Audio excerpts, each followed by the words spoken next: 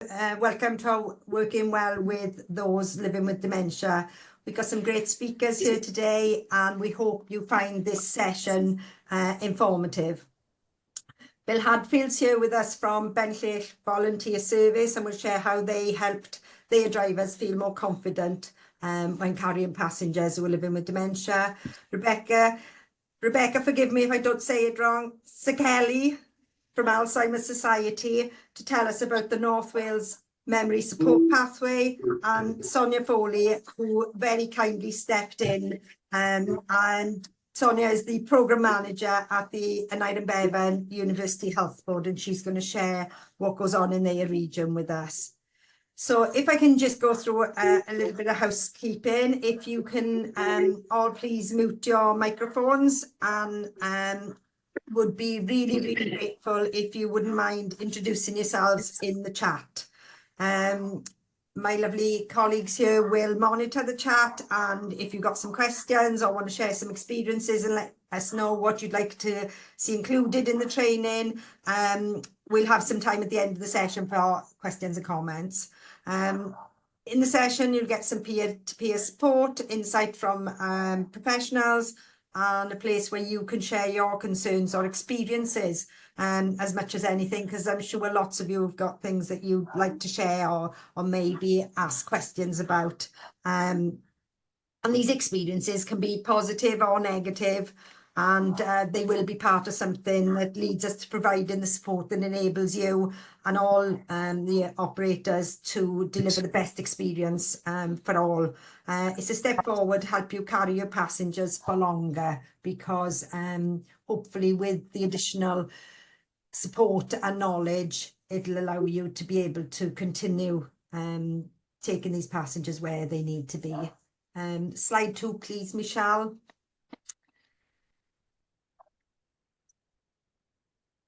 Okay, so as you can see here, over 60% of CT journeys across Wales are health related, and I'm sure that's the case across the rest of the UK. Many operators carry passengers who are living with dementia, and we want to give you the tools needed to not only care for your passengers, but to care for yourselves. You asked us to help you with the skills and knowledge needed when supporting people living with dementia. So here we are today. We developed a training webinar which has been tailored to the community transport sector. You've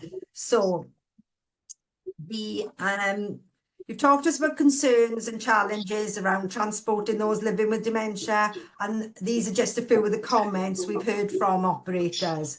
It has such an impact when someone says, "I just need someone to tell me what to do." And that's because we're all afraid of getting it wrong. Unmet need is often viewed as shouting or aggression, when often it's just a person struggling to communicate what they want or what they need. Respecting the boundaries can be difficult when you see someone struggling. How much support should you or could you give without overstepping, getting into their space, alarming them or making them uncomfortable? But also they could be struggling with their mobility, and they may not just need you to offer an arm or a hand. Support network. Many people have retired to the area and have no support network from families or friends. Knowing your limits, how to get the balance right as the driver and as an organisation. And safeguarding must be in place for the passenger, the driver and the organisation. And not forgetting that many of our journeys are carried out by volunteers. We must ensure their well-being is considered too. And presenting differently on different days. As we know, the ways in which a person living with dementia presents on one day can be very different the next, and we need to be prepared for this. Thanks, Michelle. So, dementia is an umbrella term describing a set of symptoms that may include memory loss and difficulties with thinking, perception, problem solving or language. Some people associate dementia with Alzheimer's, but there are over 200 types of dementia, Alzheimer's being just one of them. Next slide, please. So, Whatever type of dementia, there are physical changes to the brain. It can affect different parts of the brain that control different parts of who we are, how we think, and how we move. Alzheimer's disease is the most common type of dementia, affecting around 6 in 10 people living with dementia in the UK. Symptoms vary depending on type, but may include behaviour changes that are out of character or inappropriate.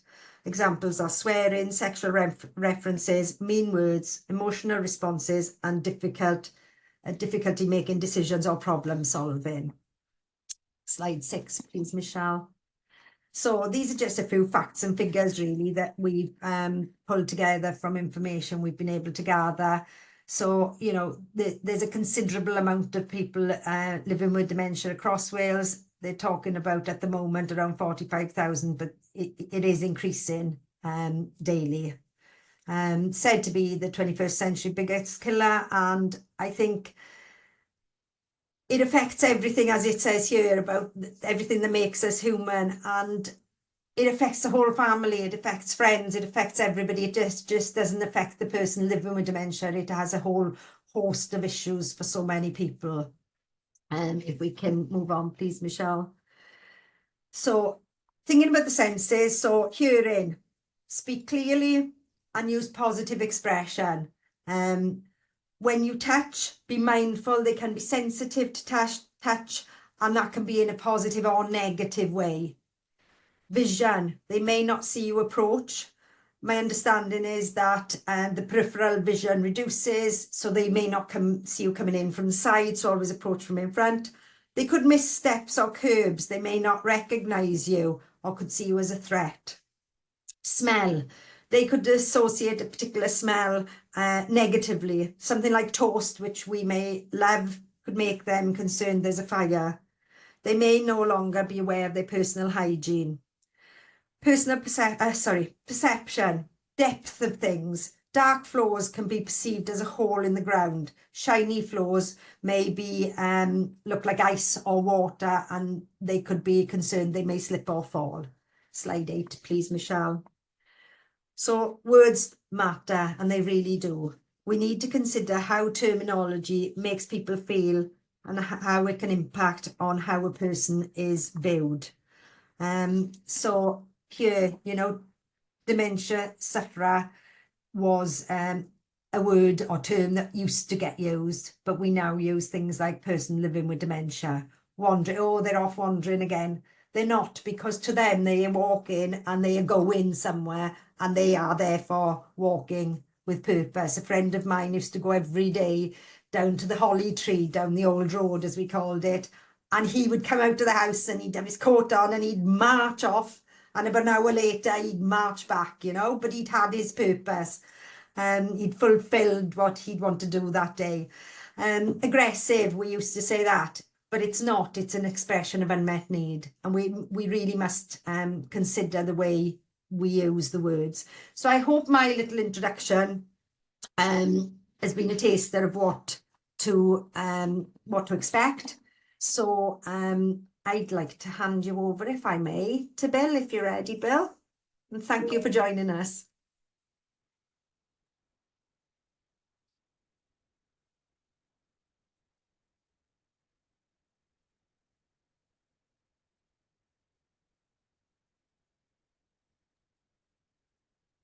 Morning, everybody. My name's Bill Hadfield. I'm the chair of the Bentley District Good Turn Scheme. My sort of informal information for you today is how we as a group approached dementia and some of the issues prior to us transporting people living with dementia, and what we did to address the issues that were raised.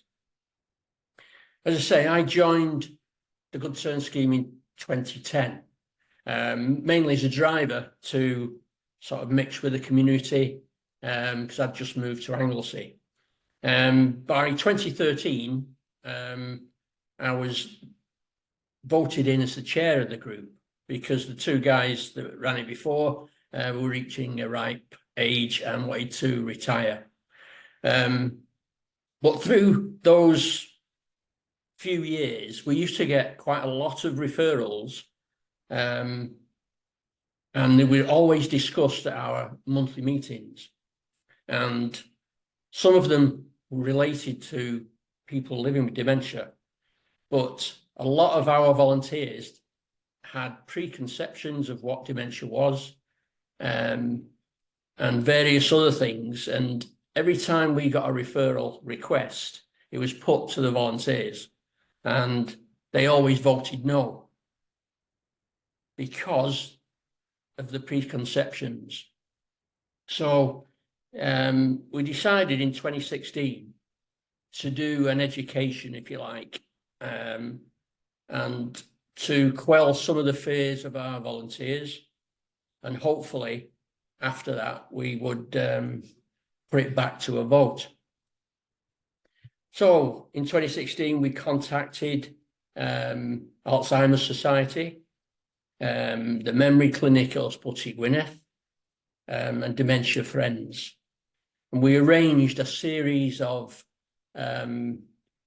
input at our regular monthly meetings. So at the end of every meeting, we had either a 45 or an hour's presentation from different organisations to educate, for a better word, our volunteers on what Alzheimer's was, or what dementia was, and how it affects people in different ways. With a lot of them, obviously, they did explain and made things very simple to understand for our volunteers. And we had a visit from a couple who were working with Dementia Friends, and he was suffering and living with dementia, and his partner came with him. And that was an eye-opener for everybody, because they got a view from the point of the person living with the dementia, plus the partner who has to deal with those issues and actually on a daily basis sees the deterioration of the person that they have been living with for 40, 50 years. After all these presentations were done, we put back to the meeting about transporting people living with dementia. And after a long discussion, there were still concerns, but we put it to the vote, and it was a resounding yes to transporting people living with dementia.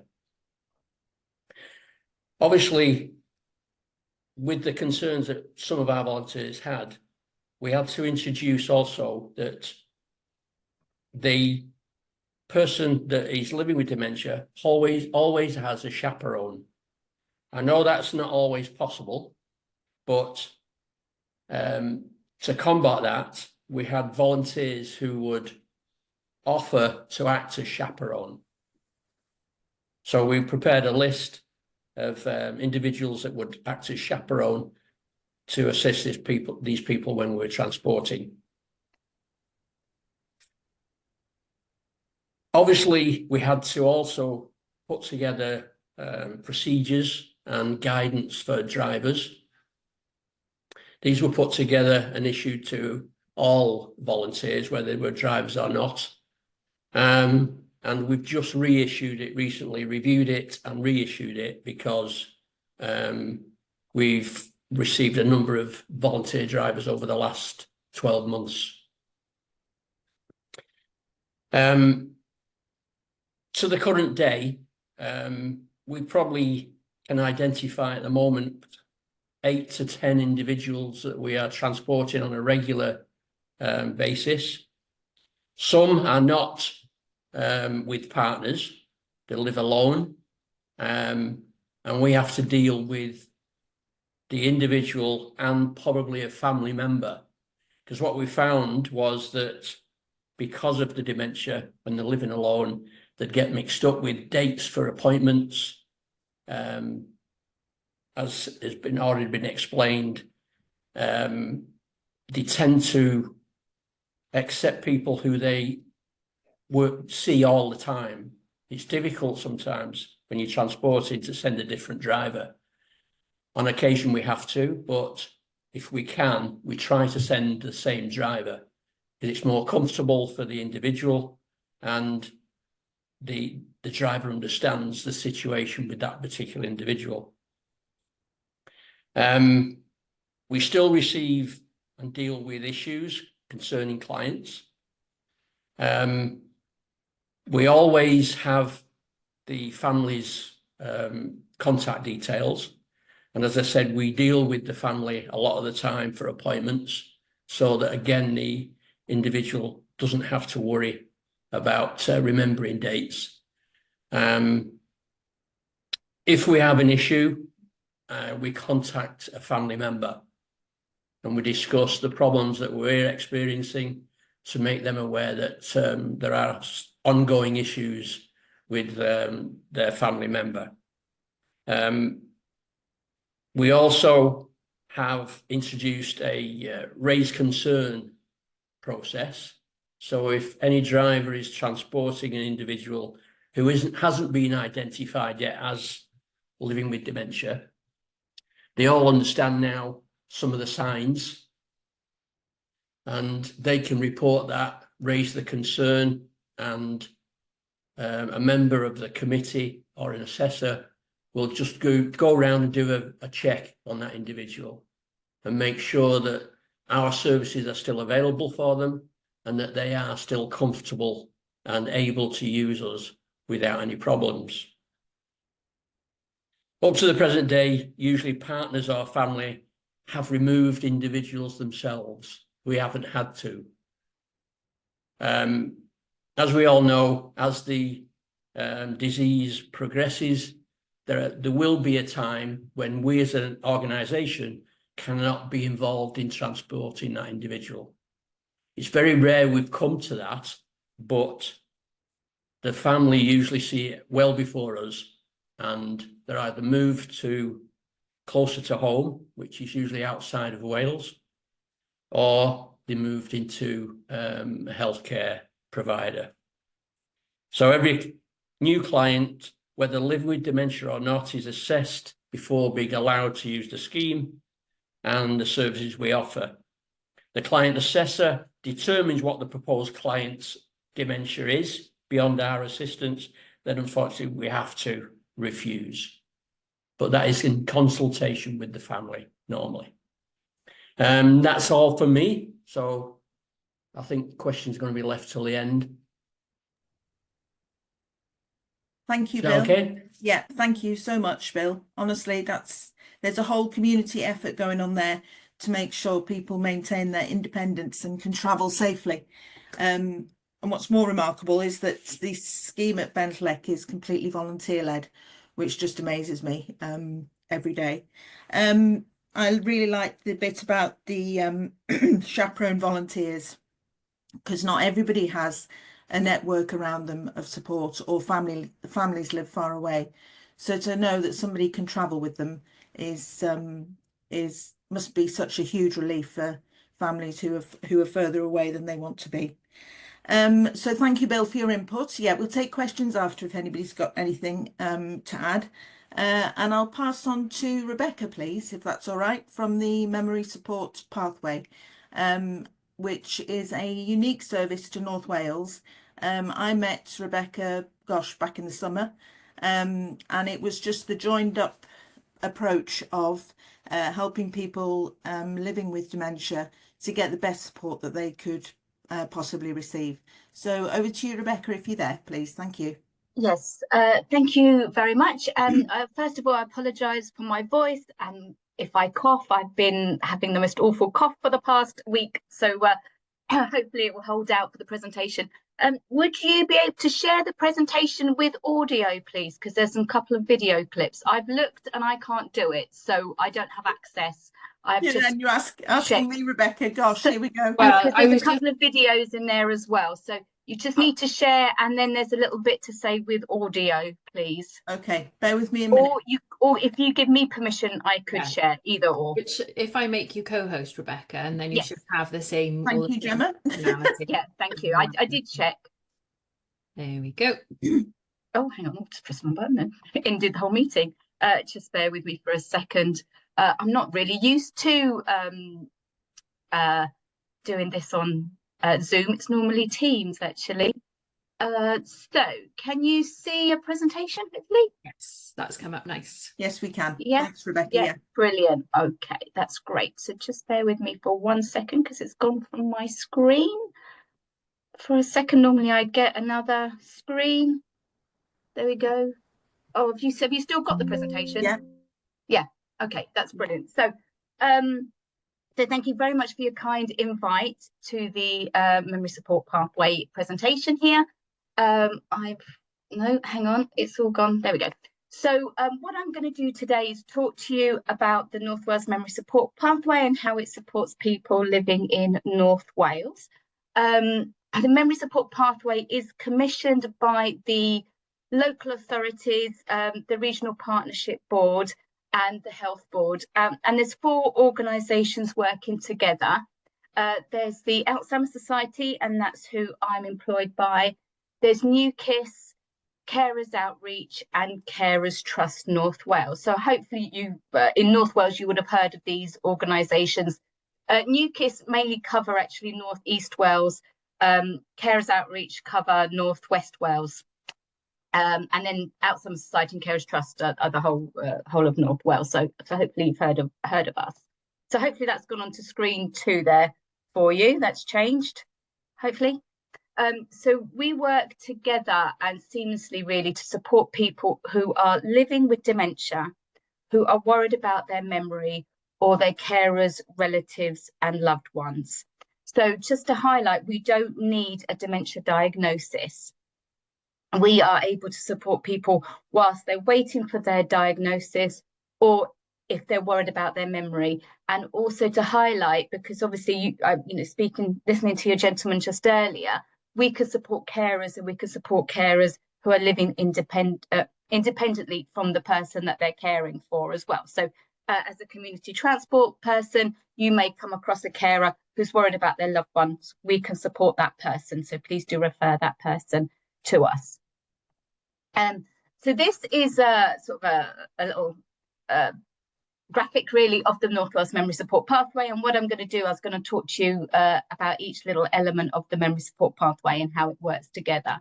So we go from the GP onto the pre and post-diagnosis support, that's by the Alzheimer's Society. We've got the long-term support, the dementia centres, and then we have support in hospitals. So I'm just going to go through each one of those individually for you. So, excuse me, and my voice hopefully will hold out. So if somebody is worried about their memory, and you're sorry if you already know this, but I'd like to start at the beginning really. If somebody's worried about the memory, they will go to their GP. GP will carry out some initial tests and then refer onto the memory clinic if appropriate, or the memory assessment services if appropriate. They will do their piece of work, and then there is an automatically referral onto the memory support pathway. As I said, though, that somebody who is worried about their memory or prior to an assessment and a diagnosis can access the support, but the support does automatically start with the memory clinic there at the beginning. So once the referral has been received, it's the dementia advisors who will make contact. And they will have a conversation with the person. We offer a face-to-face visit. The face-to-face visit can be at home or in a community setting, or not. Somebody may not want a face-to-face visit. That's fine. We can support that person by telephone. We're very much led by what the individual wants, really. So the kind of things that they can do, they can talk about the dementia diagnosis. They can talk about lasting power of attorney, income maximizations. They could talk about planning for the long, short-term future. They can talk about things like maintaining their person's own health and well-being. We can signpost to other services such as SPOA, care and repair, fire safety assessments. We can talk about the Herbert protocol, which I'll come on to again in a bit. We can talk about things like adaptations that people can make at home. So, for example, you spoke a little bit about it earlier, about having a black doormat, for example. We can talk about things like having white plates with a white sandwich is not such a good idea, so we suggest a colourful plate with a different colour for the sandwich. We could talk about putting signs on people's doors. We can talk about communication strategies. We then can also talk about the carer and support the carers' well-being as well. And we can basically just provide that general information, that support, that information about the diagnosis, or information about the memory assessment service if they're waiting for their diagnosis. And we can do that is sort of what the initial conversation is about, really. Once we've done our piece of work and the dementia advisors have gone in, spoken to that person, done an assessment, talked about what their concerns and worries are, we then refer on to the dementia centres, which is the next part. So the dementia centres are dotted around throughout the whole of North Wales. So there's one in every local authority, and they have a variety of different activities. So they can offer tea and chat sessions, they offer audiology checks, simple dental checks, there's a hairdressing service on some of them. They have peer support groups, male carers clubs, bereavement groups, young onset clubs. I mean, the kettle basically is always on. The question really, I thought when I was thinking about the dementia centres, is that actually some people might not want to go to a dementia centre, which is absolutely fine. But what the dementia centre coordinator can also do is regular keeping in touch telephone calls. So basically they may say, Mrs. Jones might not want to attend a dementia centre, or can't get to a dementia centre if there's no transport available, but we can offer a regular keeping in touch phone call. So basically that person always knows where to get help and support. So this is an example. I picked a couple. This is Conway. It's slightly different because it's closed for Christmas, but it would always obviously carry on for the whole month. That's an example of the groups that they do. Tithe Knee is one, just amazing group. You go in, the person living with dementia goes to one side, the carer goes to the other. The person living with dementia does some activities, and the carer has some sort of peer support group. That peer support is amazing. It's second to none. I've never witnessed anything so powerful when I visited the one in Conway. But as you can see, there's other groups there. I think I've got Flintshire as another example. They've got drop-in sessions that people can just drop into, boccia activities. I've attended armchair exercises, which was absolutely amazing there. So they've got such a variety of different activities going on. And the dementia centre is there for that person to attend. And as I say, they offer keeping in touch phone calls as well. So the final part of the memory support pathway, if you remember the little pathway, is the support in hospitals. And people don't generally know about this. And this is run by our colleagues, NewKISS and Carers Outreach. So they're in the acute hospitals in North Wales, so the 3 across North Wales. And they offer support for somebody who's worried about their memory or living with a dementia diagnosis and their carer, right from that person being admitted throughout their inpatient stay. So they get their referrals from hospital ward rounds, but anybody can refer in. So you may know somebody who's been admitted to hospital, you're more than welcome to refer in. And what they are they're there to answer questions. They're able to support with discharge planning, support with multidisciplinary team meeting, and they're also there to support the carer, making sure that the carer has what they need, making sure that the carer is aware of the respite services available. Do they need a carer's needs assessment? We talk to them about the memory support pathway, making sure that they're engaged with the pathway. Are they aware of all the services available to them? So they're there right from admission, right through discharge. And it doesn't matter the reason for admission. So somebody could be in with a broken toe or a broken foot. We can support that person right from admission to discharge. And as I said, we're in the 3 acute hospitals in North Wales. The actual hospital navigators are actually based within the hospital. They sit there with the nurses and various other people. It's very busy. And they're actually based within the hospital. So this is an example of a case study of how it all sort of fits together, really. So Mr. X and his wife actually moved to North Wales, and they lived a little bungalow by the seafront on the North Wales coast.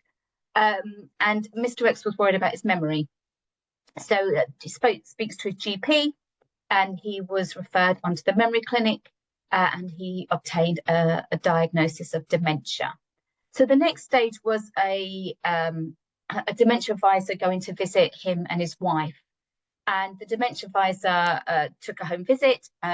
They discussed the diagnosis, they discussed communication skills, coping strategies, income maximization, keeping safe at home, and support Mrs. X in a caring role.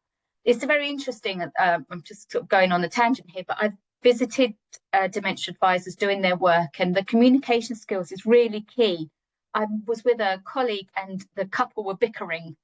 And the dementia advisor colleague of mine, she really talked about communication skills and how important it was, and to leave notes and the whiteboard with information on, and it really sort of stopped that bickering going on between the couple.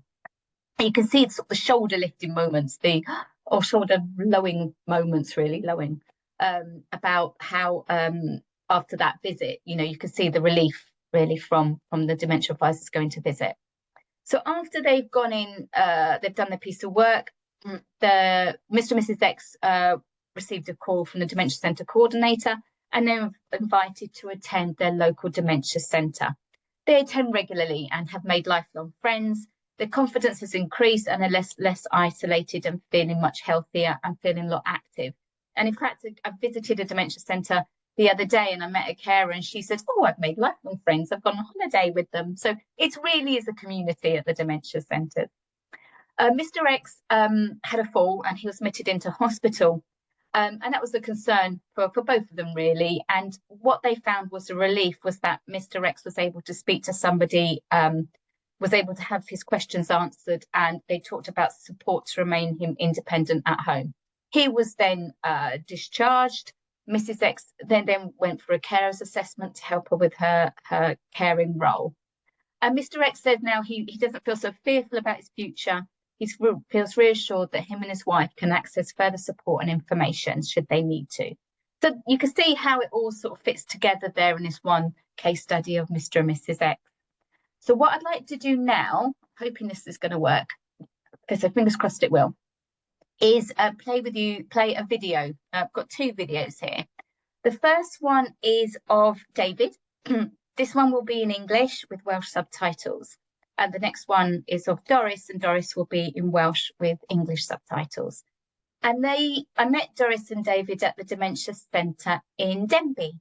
And I asked them, with a colleague, to tell me about their experiences of the memory support pathway.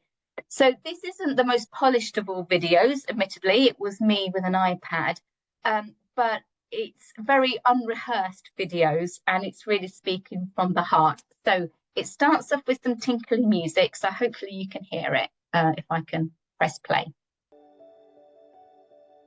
I suppose I expected the worst. When you said memory clinic, it conjures up all sorts of negative things in your mind. Sort of people sitting in their own world in a chair somewhere. Even to the point where I thought maybe someone was banging their head against the wall, I don't know. When I got here, there were people like me. And that was, at first of all, I thought I'd walked into the wrong room. I don't know what I didn't expect what I saw.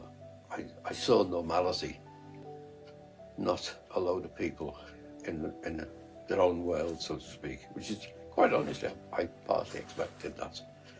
And it wasn't like that at all.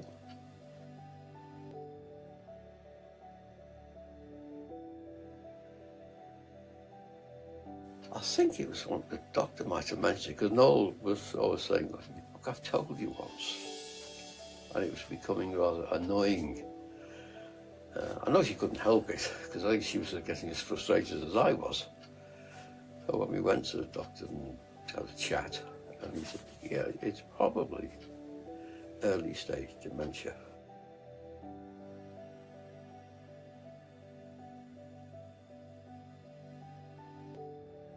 And in the end I thought, well, nothing to lose. Let's go and try it. And it's been, it was a relief in a way to find that other people felt and acted like I did.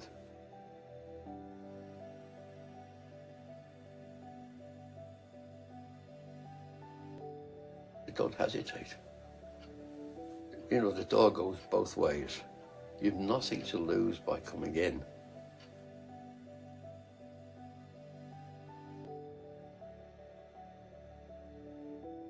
Okay, you find out you've got dementia initially. That's confirmed, so, but at that time you don't know what the future holds, what the options are, and you do feel like it was a bit, it meant, my mind was saying, if it gets worse, it will be like falling off a cliff. You've come to the end and you can't remember anything then. And that's where the sort of cliff image came in. But it's not like that at all.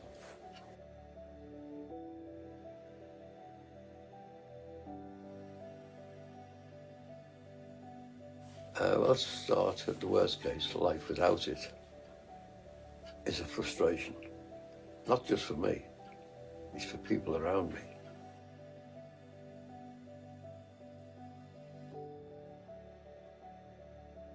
So that was David, and I'm just going to go on to Doris. Now, Doris cares for her husband, Vernon, and this is her perspective. She's a carer for her husband, Vernon, who Vernon is living with dementia. This one is in Welsh, but it has English subtitles.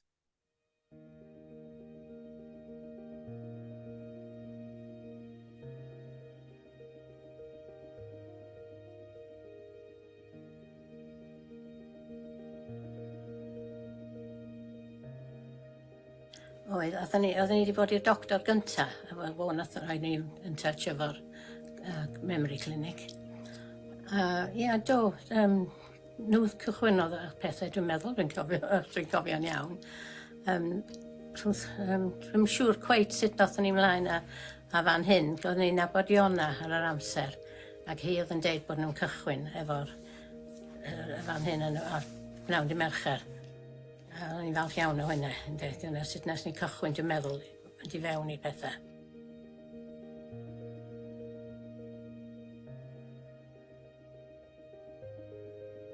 Aren, dwi'n meddwl, hen fi, oedd hi yna fe am siarad am ddigon.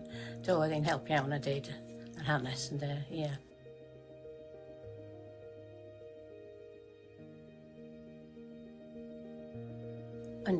Yndi, diolch yn gwybod beth sy'n mynd mlaen heddiw, ond sy'n sôn am exercise neu rhywbeth, dyna fo.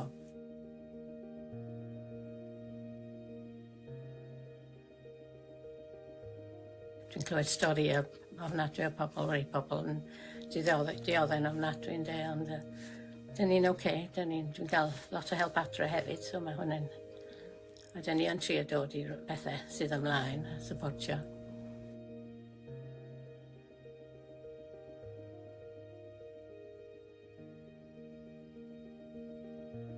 Wel, fas ni wedi siomi'n mawr os yn cychwyn gorffen y fan hyn, yn dyn ni yn edrych ymlaen. Dyn ni mond yn dod o'r unwaith, wrth bod ni'n dod o'r Rhuthun, ond mae yna pethau dda iawn os ni'n mynd o dod. Falle o'n o'r pnawn dy llun neu nos iau, ond dwi'n mynd gallu dod ar y dyddiau yna. So, ond na, dwi'n meddwl fas yn piti mawr os nhw'n gorffen, mae nhw angen o.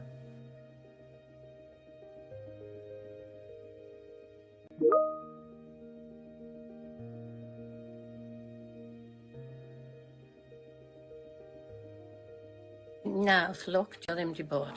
Mi oedd o'n mynd reit aml am dyn touch wood, mae o'n reit dda yn yr hyn, de.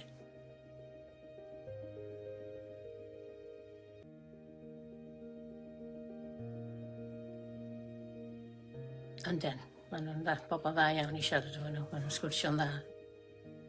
Does ddim byd yn trafferth iddyn nhw, na.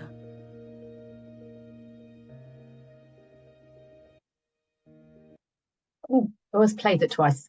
That is a picture of Doris and David. We showed them the videos and bought flowers and chocolates for them as a thank you present because I was so grateful for them to share their experiences with us. And David said, I think the quote was, he thought the videos were really good, and it brought it to life rather than being a lecture. So we are very, very grateful for Doris and David to share their experiences with us. So whilst I thought I have an audience, I thought I'd just share with you just a very quick information about the Herbert Protocol. So apologies if you know about it. The Herbert Protocol supports people if they go missing. I've got a little video, so I'll just go onto the video, then I'll explain it to you. So I'm hoping the video will load.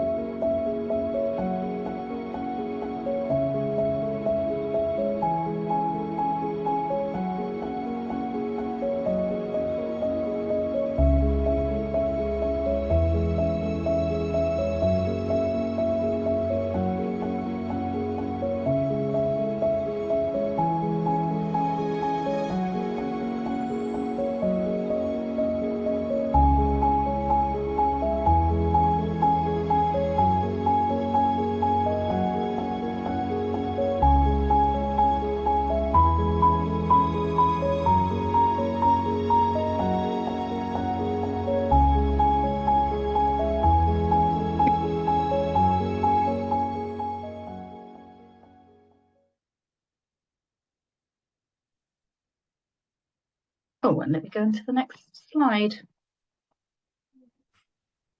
Oh, hang on. There we go. So the Herbert Protocol, as the video said, is to support people if they go missing. It was named after a gentleman, George Herbert, who went missing, and he passed away actually very sadly. He was a veteran of the Normandy landings, and he went missing trying to find his childhood home. So basically what it is, it's a form that people complete, an example there on the right, and it has key information, so obviously name, date of birth, gender, places they may go, contact details, possibly even a photo. It's kept at home or at the place where they're living if they're in a care home. And if somebody goes missing, that information can be given to the police very, very quickly. So it's kept up to date, kept in the person's house. And then if somebody goes missing, you either email it over to the police if it's electronic, or you have it at home, the police will come and pick it up, and it has all the information. And I just thought it was useful to know. You can download the form from the North Wales Police website, or the Dementia Centre or the library. You can pick it up there, complete the form, and then you've got it at home. And I just thought it was useful to share, just in case you didn't know about it. We work closely with Bethan from the police on this. So just a couple of statistics. I know we've already had some. Yours were slightly different to mine. The Alzheimer's Society told me there's 42,000 people living with dementia in Wales. By 2040, 1.4 million people will be living with the condition in the UK, and many more people will be impacted, obviously, the family, carers, loved ones. And then 1 in 3 people born today will develop dementia in their lifetime. So, the North Wales Memory Support Pathway, really, we want to make sure that anybody who's affected by dementia knows where to turn to for support. And we can offer practical support, emotional support and guidance, really. And I just wanted to highlight that to you. So just as a little recap, this was the slides up at the very beginning, which just shows elements of the memory support pathway and how they all fit together. So just to recap then, from the GP to the support of the dementia advisors, the dementia centres and the hospital support as well. So final slide, this is how you contact the memory support pathway. The number there's a Colwyn Bay number, don't worry about it, it covers the whole of North Wales. That is the dementia centre in Colwyn Bay. They take the phone calls for us, and there's an email address. Now we do have a referral form that I can email over to you, and I can also send a copy of this presentation to you as well, so you've got it. And I can also send the referral form, the copy of the presentation and Herbert Protocol information too. So I'll pop that over to you, Michelle, for sharing. So yeah, happy to ask questions. I think the questions session afterwards. So what I'll do, I will stop sharing and hand over to the next person. Gosh, huge thanks, Rebecca, for that. My pleasure. I knew a bit about the memory support pathway after seeing you in the summer, but to see it laid out like that is just incredible. And I don't know what it is about real people and videos, but they just move me like you wouldn't believe, and the rest of the team. So huge thanks for your presentation, especially if you're not feeling great. So I'll pass on now to Sonia, who has stepped in at the very last minute. Thank you, Sonia. She's from the Aneurin Bevan Health Board, operating in the south of Wales rather than in the north. Sonia, over to you. Lovely, thank you. I think I've got the same problem as Rebecca in that I can't share. It's saying sharing is not turned on. So I'm just making you co-host, so you should be able to. Let's see if it works. I too am more familiar with sharing on Teams, so let's see. But fantastic presentation so far, and I totally agree. There's nothing like hearing from people themselves just to bring in the personal perspective. Okay, let's see if that is sharing. Oops. Is that sharing?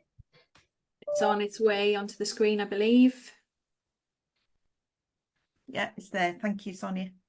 Brilliant. Okay, let's see if this works. Any issues, just flag, because I can just see the presentation now.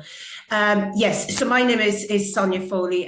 Thank you for inviting me, and it's always a pleasure to be invited and come and talk about the work we're all doing around dementia care and support. So across Wales, we have the All Wales Dementia Care Pathway of Standards. And so I cover the Aneurin Bevan area, which is the Gwent region in South Wales. But this is happening all across Wales. So it's also happening in North Wales. So there's colleagues who are doing this in your area as well.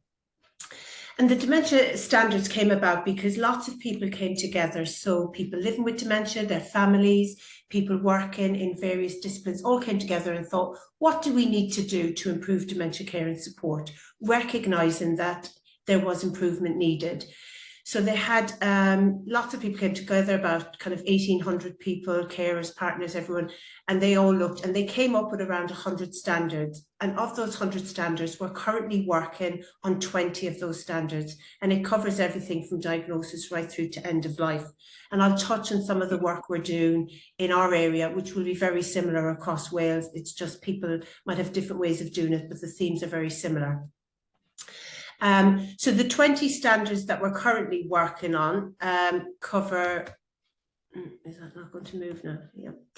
They cover these work streams. So community engagement, memory assessment service, which is MAS, and dementia connector or dementia advisor roles, looking at carers and carers experience, looking at the hospital charter, which is a big document looking at all aspects of hospital care from admission to discharge and people's experiences while in hospital. It is huge, but we're working on kind of implementing some of those standards. And then we've got learning and development. So that's all areas of kind of any learning, training at all different levels for everybody, for staff, for volunteers, for people living with dementia, their families, so it's everybody. And some of the thing we think about, how are we doing this? So in our area, we were looking, how do we reach people? That's the word we're using. How can we reach people? And the reach stands for everything. Who are we trying to reach? How do we empower people and give them more power and control over their lives and choices? How are we being accessible? The service, the information, it's all very well having lots of information, but can people access it? Do they understand it? Have we considered language? Have we considered communication difficulties or choices and all of that? Choice and compassion is really, really important to everything we do. Those reasonable adjustments that we need to consider. So how would people like their appointments? Not everyone wants to come to a memory clinic, particularly depending on where that memory clinic is. So, for example, in one of our areas here in Gwent in Newport, the memory clinic is in a hospital called St Cadoc's. And St Cadoc's is a psychiatric hospital.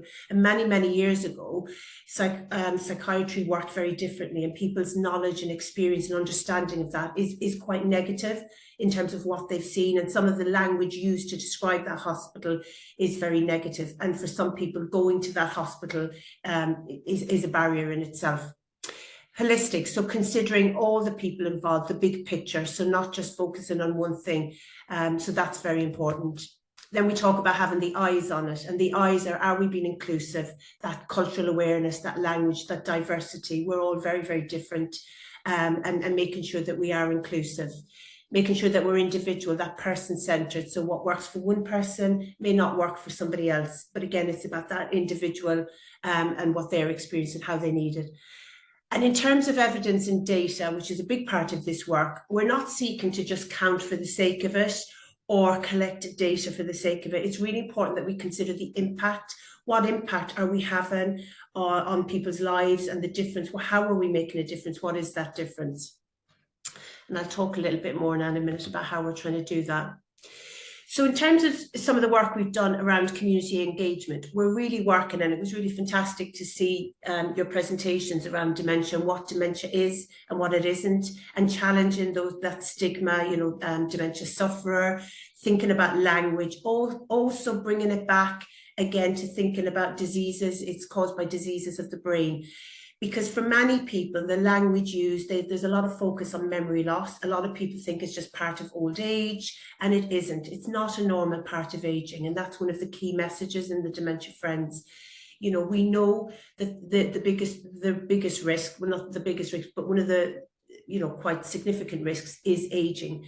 However, it's not a normal part of aging. So it is quite possible that people will get older and we're all aging and may not get a dementia. And I'll speak a little bit about the brain health and the risk factors which link into that. So that's very important, explaining to people what it is, explaining to people, not everyone will notice memory loss. That won't be the first thing that people will see. So again, making people aware of the signs and symptoms and explaining to them what they can do and where to go. Explaining about the work we're doing to improve dementia care and support, and how they can reach us. Because everything we do, the only way you can ever truly know if you're making a difference or improving anything is to speak to the people themselves.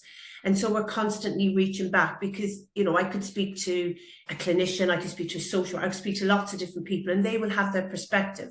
And that isn't to say that their perspective isn't correct and that they aren't doing fantastic work. However, how is that for the person receiving that service? And that there lies, I guess, the real kind of, are things improving, and what are their experiences? So in that respect, we do a lot around, we call it kind of community listeners, but we're constantly encouraging people. All of us live in a community. We all have experiences of that community. So we encourage people to reach back, to let us know, what are your experiences of dementia care and services, of people living in the community? What are you hearing from people? And it kind of ties in as well with the age-friendly communities. Again, all local authorities across Wales are working on this. They're working to get the World Health Organization accreditation around age-friendly communities. And so again, we link in with all those leads across Gwent. Newport has just received that accreditation, but really that's just the starting point. The work starts then in terms of how can we make our communities better and make sure that they're age-friendly. So we're also linked in Gwent. We've got a dementia friendly group. So that's got about 300 plus partners. So everyone across Gwent that's working, local authority, health, third sector, volunteers, people living with dementia, anyone can be part of that group. And it's just a space where we all get to come and share, network, share ideas, share suggestions, and that we're all linked in. Because sometimes what can happen is there's lots of things happening, which is fantastic, but it's only as good as if people know about them or they know how to access it. And it's also a way of us encouraging and strengthening that joint work, and that we're working together, because we get a lot of feedback from people, and it's saying, that's fantastic that you offer this and you offer that, but you're not joined up. And that can really add kind of a lot of stress or additional chaos to people's lives. What we've done in response to what people have been telling us about what they need is we've developed dementia community hubs in each local authority area. Ideally, we would have had funding and we would have had lots of things for this, but it never came. And we thought, well, off we go anyway, no money, no resources. How can we make it happen? So we've used spaces that we can get for free. So in Newport, we're using the Riverfront Theatre. We've got an area there. In Torvine, we're using the library. In Caerphilly, we're using the library. In Ebbw Vale, we've got the Ebbw Vale Institute. and in Monmouthshire we've got a community wellbeing centre. And I've got colleagues who are very creative, and they just kept ordering lots of free information. So we've saved thousands of pounds, and we have information on everything dementia related, from the Alzheimer's Society, from Dementia UK. We have leaflets and information on every aspect. And then we got a small bit of funding, and we used that to buy stands and to buy some banners.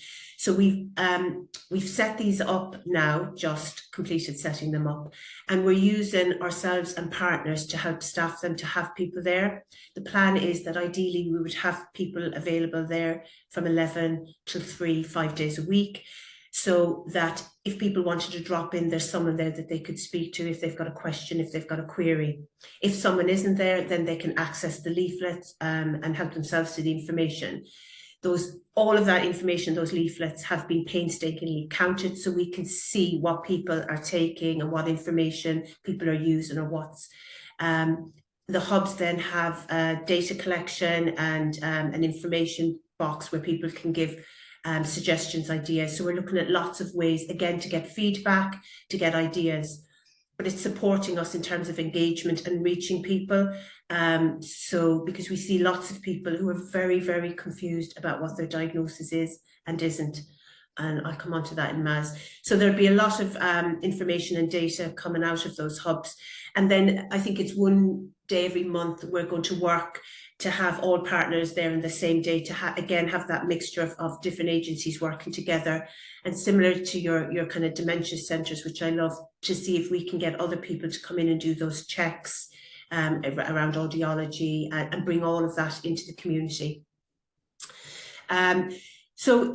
In our area, we have quite a diverse community in some areas. So in Newport, we're doing a lot of work with the ethnic minority groups, and they've got a cafe, and we go there and do a lot of work. And we have translators come, working with the Nepalese community, with the traveller and gypsy community, working with learning disabilities communities. We know that people with learning disabilities, particularly people with Down syndrome, are higher risk of having a type of dementia. So again, we're looking at that, and how do we work with people. Co-production, so looking at co-production, not in name only, but actually in practice, because often co-production, people say, oh, we've co-produced, but actually they've gone out and asked people to consult on something they've done, which isn't co-production. So that's happening. In terms of the brain health, we've just developed a brain health bite-sized session, which we're going to run online, but we also go out into the community to discuss this. And it's something that we all need to be aware of. So there's 14 risk factors for dementia, and we're reaching out to people to have those conversations about brain health. What is brain health? What are the risk factors, and what can we do? And many of the risk factors for dementia are similar to the cardiovascular risk factors or other diseases. And then we try and bring that local knowledge. So we don't want the message to be, because often some of the health messages, they can make people feel inadequate, judged, like they're not doing enough, or often that they just can't. It's so convoluted. So we're trying to simplify that and say to people, you know, any changes that we can make in terms of our lifestyle that can really help us, and what's happening locally that can support that. We also look, because there are some changes. So again, as I've said, aging is something that's out of our control. For some, ethnicity is out of our control. Some ethnic groups, their kind of risks are increased for various reasons. And then sometimes genetics plays a part, but that's not a big risk factor, but just having those discussions. The memory assessment service, so similar pathways where we encourage people to go to GPs and then the referral to the memory clinic. But this does not happen for everyone. And in an ideal world, that would be a very smooth transition, and it doesn't, unfortunately. GPs do not all work the same. So we get some who will do some kind of work, or do some screening, or do some tests, and others that don't. Often there can be delays between the referrals from the GP and the memory service, and there can be some back and forth with, well, we need this information. No, I don't have that information. Do you have that information? So we are working on that, because we know that causes delays. We also have, unfortunately, we have waiting lists in our memory clinics. So we're looking to see how could we improve that space. because delays have an impact on the person. So a delay in diagnosis can impact whether or not that person is then eligible for any of the treatment options. We don't have a cure, but sometimes people can avail of certain treatments that can help to slow down the progression. We've also found that sometimes while people are waiting for diagnosis, they're unable to access certain information or services. And for them and for their families, that can be very stressful, because things are happening and changing, and they're missing those opportunities to avail of support that could help them. So we're looking at all of that. How can we reach out to people on waiting lists? We're considering a Gwent duty line, so that we get away from, you live in that area, you go to that memory clinic, and maybe we move to, actually, because some memory clinics are really busy, and for example, 1 month Caerphilly had 60-something referrals and South Monmouthshire had 8. So you had a memory clinic that had capacity and a memory clinic that didn't have capacity. And some people will cross borders, no problem. And sometimes their family members live in that other area. So actually, it might suit them. And I think that makes sense in terms of giving people choice as well about where they would like to go. So those are things that are in place. Working with GPs, we're going to think about maybe a cluster of GPs. How could we do some work to show how we could work better together and support each other, and hopefully then try and kind of roll that out. Post-diagnostic support is a huge part of this. So the pathway, the MAS pathway, is not just about diagnosis, and we need to improve that post-diagnostic support. We need to make sure, if I had a penny for every time someone said to me they have a diagnosis but they have no idea what it means, what it is. Sometimes the diagnosis, sadly, is just absolutely, it's awful. It's not even a diagnosis, you know, and we feed this back. A little bit of dementia, a little bit of Alzheimer's, you know, there's no such thing. So again, working with colleagues to improve that. We've got dementia advisors in Gwent, and we've had additional funding from Welsh Government to improve that space. Again, looking how we utilise that capacity. The standards say that everybody should have a dementia advisor from diagnosis to end of life. Unfortunately, that requires a lot of funding, and nobody in Wales is in that position, and nobody is currently receiving that. But how can we improve that? What can we do to make that better? So there's some of the conversations we're having. Carers, the national team have combined some of the work streams, and they no longer have a separate one for carers. We still have a separate one for carers, because it's really important that we look at information and availability for carers. So we have funded a 6-week free training programme for carers, and that happens online or face-to-face, however people want to access it, depending on their availability. And it covers everything from what dementia is, to support, to some of the legal issues, to looking at lasting power of attorney, to looking at respite. So it's quite a detailed 6-week course. We offer it, and so too the Alzheimer's Society. They've got a version of that which is called CRISP. So we're constantly looking. The biggest issue for many carers, I can tell you, is trauma. So a lot of their experiences, it's like trauma, guilt, not knowing where to go, having a deluge of information. So as much as I say we've got lots of information in the hubs, sometimes that can be useful, but sometimes that can be so overwhelming. And like any of us, excuse me, if you're tired, if you're stressed, if you're feeling overwhelmed, think about it. You just can't retain. So you go to read a book and it's just words. So we say to people, you know, that's why sometimes it's good to be able to sit and just have that personal, you know, you tell me and I can then respond or say, you know, would this help, would that help? So we're doing a lot of work, and we get a lot of feedback from carers about their experiences, what's working well and what needs improvement all across the programme. The hospital charter, as I mentioned, is huge. We're currently, one of our priorities is, with all the work we're doing, one of our kind of, I suppose, our priorities is to avoid hospital admission. Hospitals are not a great place for many people. They're really not a great place for people with dementia, but sometimes people do need to come into hospital. And we're looking at how can we make sure that works, that kind of is better.